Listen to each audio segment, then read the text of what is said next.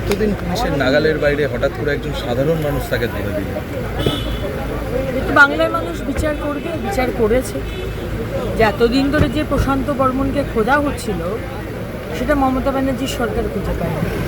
আর 15 দিন আমাদের শুভেন্দু অধিকারী সরকার আসার পরই একজন সাধারণ মানুষ তাকে খুঁজে দিল।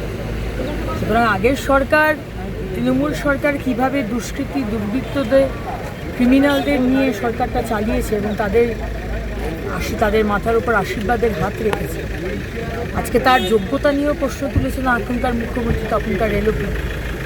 সুতরাং এসব কী বলবো, ক্যালাস ইনকেপেবল অপদার্থ লোকদের টাকা তোলার জন্য লাগানো ছিল। শুধু টাকা তোলা, মানুষকে অত্যাচার করা, এবং এটা আগের মুখ্যমন্ত্রীর নেতৃত্বেই হয়েছে। কারণ উনি জানেন না, উনি চাইছেন অথচ অ্যারেস্ট হচ্ছেন, এটা হতে পারে।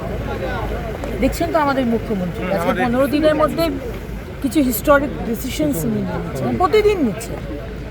সুতরাং সাধারণ মানুষ কোথাও এই সাহসটা পেয়েছে যে একজন অভিযুক্তকে তারাও চাইলে রাস্তায় ধরে দিতে পারেন, এই ধরনের একজন ভিডিও একদম ভয়ে আউট ভরসাহীন, যেটা মাননীয় প্রধানমন্ত্রী বলেছেন, সেটাই আজকে গ্রাউন্ড লেভেলে মানুষ পৌঁছে গেছে। সেখানে ফলতায় আমরা এরকম রেজাল্ট দেখতে পাচ্ছি, আর প্রশান্ত বর্মনকে একজন সাধারণ মানুষ বলছে, এটাই দরকার ছিল।